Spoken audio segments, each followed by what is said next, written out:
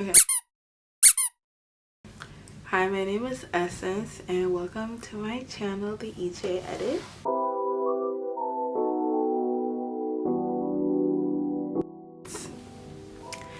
In this video, I'm going to be talking about how I made both of my short films, What Boys Do and Touch Me. First, I'm going to talk about the scripts, or how I wrote both the scripts. Basically, both ideas started off as something that I just couldn't get out of my head, and I had to just put down somewhere. So they were like kind of both just sitting in a Google Doc, untouched. What Boys Do have been sitting in like a Google Doc maybe since freshman year, because I made the film my sophomore year, so it had just been sitting there for like a year. And for Touch Me, it was fairly new. I had made it maybe like a month before. Me and my producer were talking about ideas to make for a film that we wanted to make that year. So for What Boys Do, I used Celtics. That was the first writing program I had ever used. It was very beginner friendly. I used maybe it was like a 2-week free trial, and then after that I paid to use it. I don't use Celtics anymore because I use Final Draft now, and I'm able to use it through a student like access code from one of my classes. So ever since I've been using Final Draft, and I like Final Draft a little bit better because it's short. There are more shortcuts, and it's kind of like tailored to however like you like your writing style. So What Boys Do ended up being a 24-page screenplay. It was very long versus Touch Me, which was 10 pages. So yeah, you can kind of see I kind of learned I made like a whole 14-page difference from What Boys Do and Touch Me, which were made about a year apart. Next, we're going to talk about getting help and getting crew and cast, everything of that sort, funding, all of that. So for What Boys Do, I was just coming fresh off of a different set, and I was basically soft launching my idea to people. I used my iPad to like create like a storyboard, or something like that. I put down the characters' names, their relationships, like beginning, middle, end, a little bit about each character's past. I had like the colors I would use for the film. Put like movies that were inspiration for the film. What else did I put? Yeah, I had the title of the film, of course.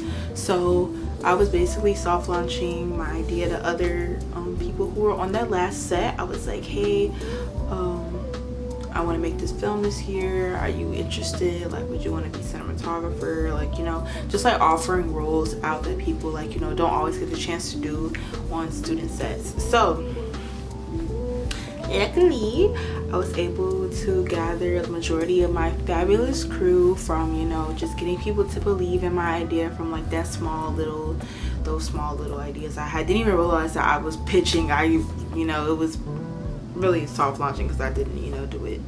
I didn't have like a log line or synopses. Like, I didn't have none of that stuff. I was just, going with the flow. So I was asking my friends, would you guys want to help me? I did ask my roommate at the time. I was like, hey, do you want to do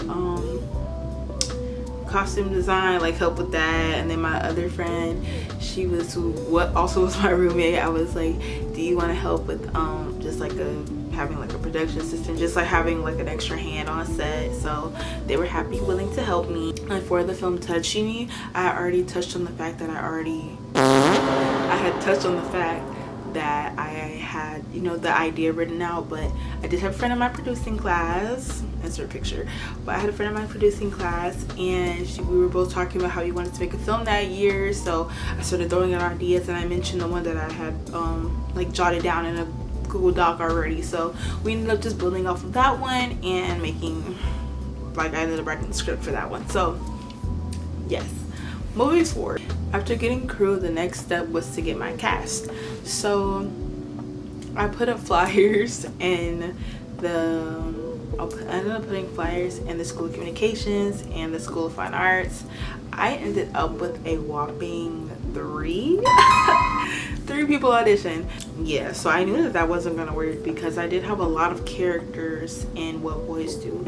I started to outsource. Okay, I was a DM warrior when I tell you. probably thought I was like running some sort of scam or pyramid scheme, because I'm in the DMs like, hi, I'm making a short film called What Boys Do. I feel like you'd be a great fit for this character. Let me know if you're interested. I don't need anybody with experience, you know, just all up in those DMs. And then also I was texting my friends, asking them if they'd be interested or want to be in the film. And if they said no, I'd be like, okay, well, do you have any friends who you think would be interested in the film? And that's, you know, what my crew consisted of. Friends of friends, and then one person that I DM'd who ended up being in my film. So yeah, and then plus the one girl who did audition and made it into my film. Insert picture of her. Shout out to you, Bookie.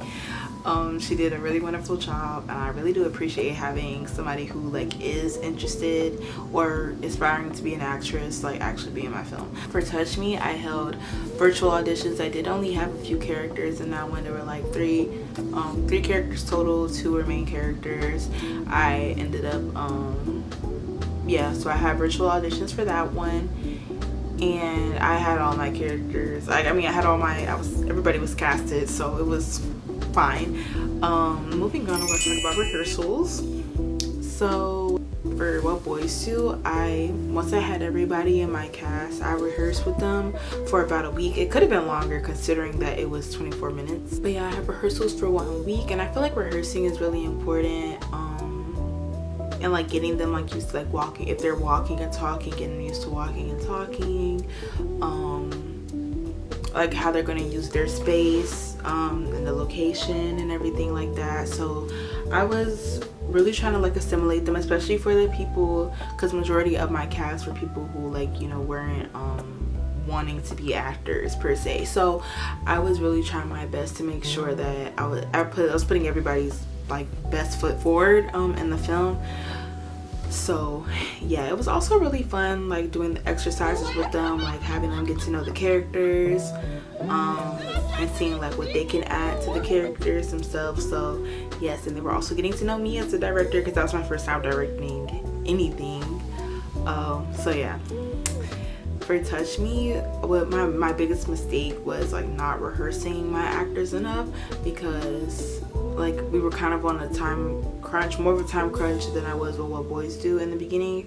So it literally just like slipped my mind to have them rehearse. So we rehearsed like on like after the first day of shooting, where we shot like one scene. So I took the rest of that time to just have everybody like have my actors rehearse, because of course it was going to be a little bit more intimate, because it was only 2 of them throughout the entire film, and it's about their relationship. So yeah, I definitely should have had them rehearse more. I want to talk about locations now. So when it came to me finding locations, when I first wrote What Boys Do, as I wrote it, I envisioned, you know, where everything could be based off of places that I already been to around DC. And there was a scene in a bakery, a scene in like bakery slash cafe, a scene in a pizza shop, a scene in a pizza parlor, whatever you want to call it, scene in a grocery store, a bunch of scenes in dorms. Like I had a bunch of locations in mind. So once I had finished the script, I went out to all of those places, tried to speak to managers, came in with my whole spiel like, hi, I'm Essence, I'm a sophomore TV and film major. I'm wanting to film a short film here as a student and blah blah blah. So, you know, make sure to throw in that student part so they know that you don't have any money. But yeah, I made sure to stay in contact with those people. Like I grabbed a business card, got an email, phone number, something, so that I could just, you know, keep checking in. I would often go back to those places, show my face, made sure I speak to whoever was in charge so they could get used to me and I can get used to them. Because honestly, 9 times out of 10, when somebody says yes to you filming, you know, at their location, they really don't realize what they're getting into with, you know, all the cameras, tripods, all the extra people you're bringing in, because it's not just you coming, it's, you know, your whole crew and cast. So yes, I was just trying to make them more comfortable. I will say though, maybe like a few weeks into filming, I was shook to the core because the place where I was filming my pizza date at fell through on me, and I was like, no, like we were literally trying to shoot it that weekend. I already spoke to the manager. I was like, hey, we're looking to shoot this weekend. Let us know what times work best for you, or if we need to change the dates around what work for your schedule. He ghosted me basically, and then like at the end of the week he was like, yeah, so this just isn't gonna work for us anymore. And I was like, oh. But I was like freaking out. I'm calling my mom. I'm like angry too. I'm calling my mom, I'm like, how could he do this? Because he said I've been coming in there, like, you know, I'm a loyal customer now. So I was so mad. That place was like really cute. It was really what I had my heart set on. I feel like it matched the vibe of the film too. Like everything was just, I was freaking pissed. But it's okay, because my mom calmed me down and she was like, girl, just find another place. Like, I'm sure there's another pizza place nearby. And sure enough, there was. That's how I found Andy's Pizza. Shout out to y'all. I walked in. I was like, hey, gave them my whole spiel again.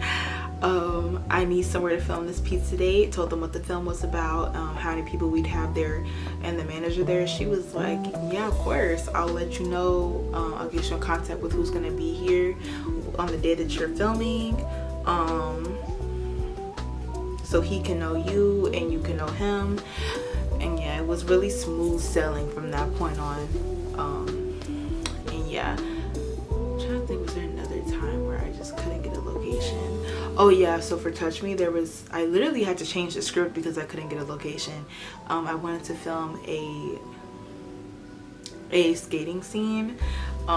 There's supposed to be a scene where the couple like goes to a skating rink, but it ends up being changed to a electric scooter instead. But it ended up working out. But what was really frustrating for me was that for 3 weeks straight, I'm trying to get in touch with the manager of this skating rink, and he's just like, yeah, I'll put it in with the head manager, wherever it was. And he finally gets to it, and it's like 2 days before we're gonna start filming, and he's like, oh yeah, so it's just not gonna work for us. Well, duh, like, I mean, at this point, yeah, but come on now, you could have told me this on week 1. So yeah, that was that. And other than that, I had one other major location, which was a restaurant that we see in the beginning and the end of the film, which was Tabla. I think it's closed down now, which is terrible because it was so cute in there. And honestly, the workers are really, really nice. So I'll insert a picture of them. But yeah, I was able for the most part to get all the locations I wanted, really just by staying like persistent, and really like they were always seeing me, always. We're gonna touch on editing a little bit. So for What Boys Do, I was the main editor simply because once I realized the film was running past 15 minutes, I was like, oh yeah, I don't want to put the burden, because I only have me and one other person. So, and mind you, this is I kept in mind that this is a passion project, so you know, it's not for a grade. One other guy, I gave him the hard drive, and then once he was done, he like gave it back to me, and like I just kept editing off of that. Like by the time he was done editing his parts, I was like, wow, I have like 15 scenes here. So I was just like, I'll do it, you know. So yeah, but he did help. He was a huge help to me. And then for Touch Me, I had 2 other editors other than myself, so we just split up the work. And then there was one extra scene that I wanted to edit myself, so I made sure that I could I just added that extra scene to my list, and it ended up being fine because I really wanted to just pour my creativity into it. And a big part about my editing is that I always want to be creative. I always want to be trying something new. And editing, like with What Boys Do, I was actually, while I was filming, I was taking editing for the first time. So I was learning new things, and the way that the class was paced, I wasn't able to like learn everything like, you know, in time for when I wanted What Boys Do to come out. So I was literally on YouTube University, like searching up how to do like text message bubbles, and you know, basically like 1-minute tutorials on everything. And I ended up being able to incorporate those things into like other assignments that included like some form of video editing, whether it was in my editing class or in my Greek mythology class actually. So that was really cool to be able to like put what I was learning to use in more ways than just one. And yeah, also another thing was music. So I listen to music a lot when I'm writing, even when I'm just like thinking about what I want to happen next and not really trying to just scope out everything. So I had a friend, so most of my sources for my music were friends for What Boys Do. I had one friend who played the guitar, the electric guitar, and I think it's electric guitar, but he was happy and willing to cover 3 songs for me, and we recorded them. And then I had another friend who's also in the film who makes music, known since high school. So I asked him if I could use one of his songs, and his song is played in the intro of the film. And I think that's it for that one. But for Touch Me, actually, there was one song called Did I Tell You That I Miss You that I was listening to on repeat when I was writing Touch Me. So I was like, what are the odds that I DM them and they let me like use their song? So I DM them at like 11 o'clock at night. Like, it was pretty late, and I wasn't expecting a DM back, because usually, you know, artists don't really like respond to their DMs. So I go to sleep, wake up next morning, and I see a message from Who Do You Adore, and I was like, no effing way. But yes, effing way, they did let me use their song. I was really happy. Like, it just meant a lot to me, because that was a song that I wanted to use. And I did let them know. I was like, I listened to the song all the time when I was writing the film. I told them like what the film was going to be about and everything.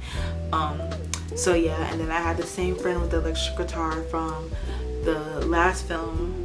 He recorded a song and I was able to use the cover. And then I have a cousin who also makes music, and I got to use his song for the ending credits. Really kicked my ass into gear when it came to making my own films was that I just found myself like complaining after leaving other sets, like, oh, they're making the same mistakes, like being stuff, like forgetting to ask for certain stuff, and mistakes were happening over and over again. I'm like, let me stop complaining and let me just make my own film. Like, literally shut the fuck up, shit a girl off the pot, what my mom told me. So I was like, I'm just gonna make my own film and see, you know, if I can really, because I had no idea what it really took to make my own film.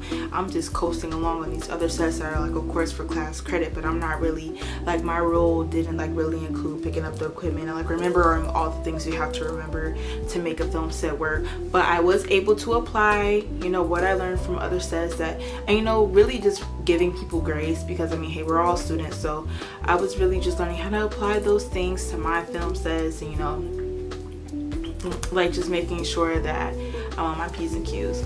So like, I was like, I'm gonna do this. I'm gonna see if I could put my, like, really putting myself to the test. So yeah, and yes.